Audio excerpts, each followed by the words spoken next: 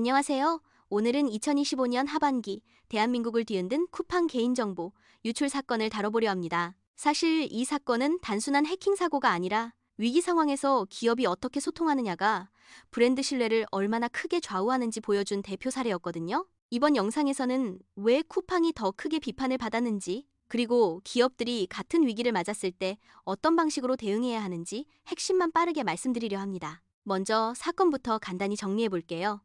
2025년 6월부터 쿠팡 시스템에 비정상적인 접근이 시작된 것으로 추정됩니다. 문제는 퇴사한 직원 계정과 연결된 인증키가 폐기되지 않고 방치됐고, 이를 악용해 서버 접근이 가능해졌다는 점이에요. 그리고 쿠팡은 약 5개월 뒤인 11월 중순이 돼서야 고객 신고로 이 사실을 인지합니다. 이 시점부터 위기관리의 핵심은 보안이 아니라 신뢰 회복 커뮤니케이션으로 넘어가야 했는데요. 그런데 여기서 가장 치명적인 문제가 터집니다. 쿠팡은 처음에는 유출 규모를 약 4,500건이라고 발표했다가 불과 며칠 만에 3,370만 건으로 정정합니다. 성인 인구 대부분에 해당하는 수준이죠. 이런 번복은 사람들에게 딱 한 가지 감정을 남깁니다.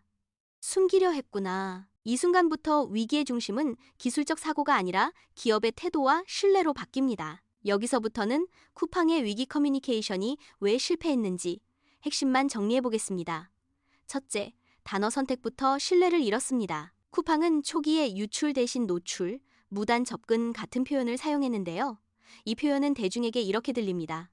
큰일 아니야. 오해하지 마. 하지만 개인정보 사고에서 가장 중요한 건 정확한 표현과 명확한 책임 인정이에요.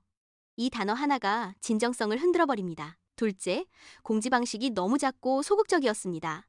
사과문이 홈페이지 메인에서 크게 노출되지 않았고 배너 형태로 작게 숨겨졌다는 비판이 있었죠. 위기 때는 정보를 가장 먼저, 가장 크게, 가장 명확하게 전달하는 것이 기본인데 정반대로 보였던 겁니다. 셋째, 메시지가 일관되지 않았습니다. 정부 조사 중에 쿠팡이 크리스마스 당일 자체 조사 결과를 발표하면서 접근은 했지만 저장은 3,000건뿐이고 외부 전송은 없었다고 주장했는데요. 정부는 즉각 확인되지 않은 일방적 주장이라며 반박합니다. 이때 여론은 기업과 정부 중 누구를 믿을까요? 대부분은 이렇게 받아들이죠. 기업이 책임을 줄이려 한다. 넷째, 피해자 보호 중심이 아니었습니다.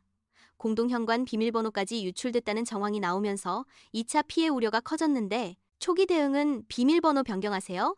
같은 원론적 안내 수준이었습니다. 그리고 가장 논란이 컸던 부분이 보상입니다. 쿠팡은 약 1조 6천억 원 규모의 보상안을 발표했지만 현금이 아니라 5만 원 쿠폰, 그것도 여러 서비스로 쪼개서 제공되면서 보상이 아니라 마케팅이다라는 반발이 쏟아졌죠. 마지막으로 경영진의 책임 있는 등장 자체가 늦었습니다. 김범석 의장의 사과는 한 달 가까이 지나서야 나왔고 국회 청문회 불출석 논란까지 더해지면서 책임 회피라는 프레임이 강해졌습니다. 이 사건이 남긴 교훈은 굉장히 명확합니다.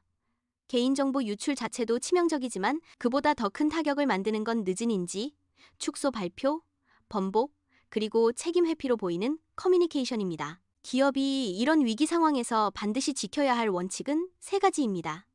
첫째, 사실을 숨기지 않고 빠르게 공개하기. 확정된 정보부터라도 먼저 공개해야 불안이 줄어듭니다. 둘째, 메시지는 단 하나로 일관되게.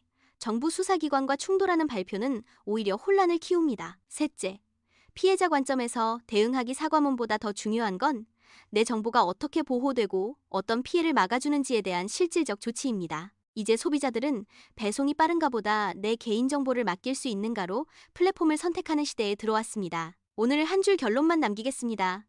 보안 사고는 기술 문제로 끝나지만 위기 커뮤니케이션 실패는 브랜드 신뢰를 무너뜨립니다. 시청해주셔서 감사합니다. 구독과 좋아요, 그리고 댓글로 의견 남겨주세요.